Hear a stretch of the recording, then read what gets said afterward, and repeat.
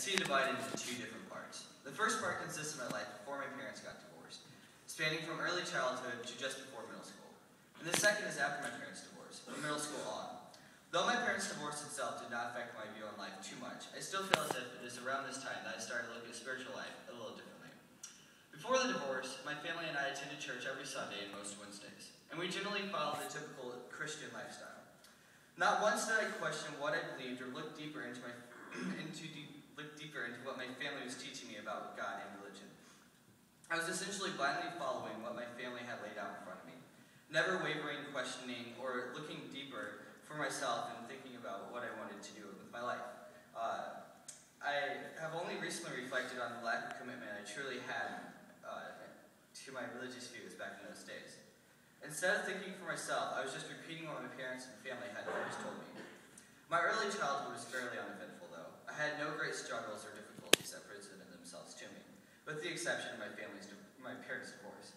But even that did not affect me too greatly, and I have been able to realize now that after the divorce, both my parents seem to be much happier and more content with their lives overall. This leads me to think that it's quite possible that the divorce is not a bad thing, and in some situations it can be considered okay. Perhaps my easy childhood is the reason as to why I did not think more outside the box than I did. Everything was provided for me. I had no need to look deeper or question what was going on around me. It wasn't until after my parents' divorce and the start of middle school that I tried to look deeper into what I believed and about the world around me. Throughout middle school, I continued to follow the typical Christian mindset. Though I started attending church less and less often and tried to find out my purpose and who I was in life, I still kept with the basic Christian beliefs. Again, I was caught in a realm in which I did not look outside the box. Even after middle school was finished, I continued to search for who I was and what I was doing on earth. I struggled a lot with self-esteem issues, and oftentimes beat myself up mentally due to feelings of inadequacy, most of which stemmed from the thought that I lacked any special skills or real talents.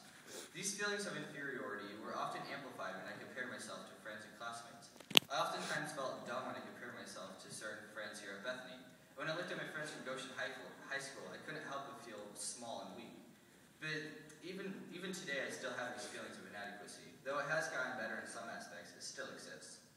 But I am now able to realize that this inner suffering was brought on by my own deeds, not because I truly am inferior to others, but only because I tricked myself into believing that I am. Luckily, around sophomore year, I found something that I was actually fairly good at, music. I can remember in August 2007, while I was on my way to see Red Hot Chili Peppers at Lollapalooza, I had my first real connection to music. I was listening to a Jimi Hendrix Greatest Hits CD when a song that I had never heard before came on. That song was Castles Made of Sand. For some reason, that song stuck out to me. I had experienced for the first time in my life a feeling of utter joy coming through music, a complete separation from the outside world. That song seemed to exemplify life itself for me.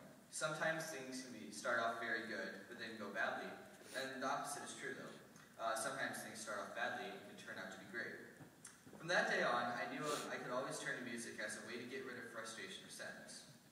It seemed to me that music was a perfect way to just forget about life and get away from the things that were bothering me.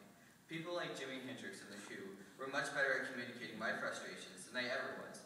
They were able to put into words and music the feelings I kept stored up inside myself. Another big factor in how I view my life is my cousins, Zach and Miles. Whenever I'm around them, I feel as if I can just let go and truly be myself without having to worry about how people look at me or what they think about me. I don't have a care in the world when I am with them. Our interactions together span from joking around and acting dumb to talking seriously about our beliefs about God and how we fit into the world around us.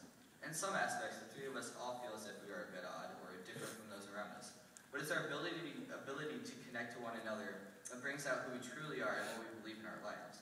Through thinking about our lives and looking deeper, we are able to come to conclusions about what we believe.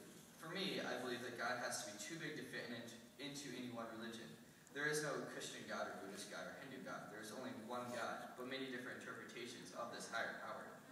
More emphasis should be put on how we treat others and the love we show to each and every person than whether or not we are Christians. In the end, it's just a label people give themselves to try to unravel the greater mystery of God and what the purpose of life truly is. Throughout my Christian faith journey class this year, I was able to see that my views on religion are very different from those of my fellow classmates. In reality, I do not think it matters how a person identifies themselves in relation to religion. The main elements of all religions are basically the same: love, peace, and acceptance. And I think as long as a person can abide by these elements, then religion should not be a factor in most people's lives. To sum it all up, People care too much about what they call themselves and too little about how they live their lives. This is something I have experienced quite a bit here at Bethany. People who identify themselves as Christian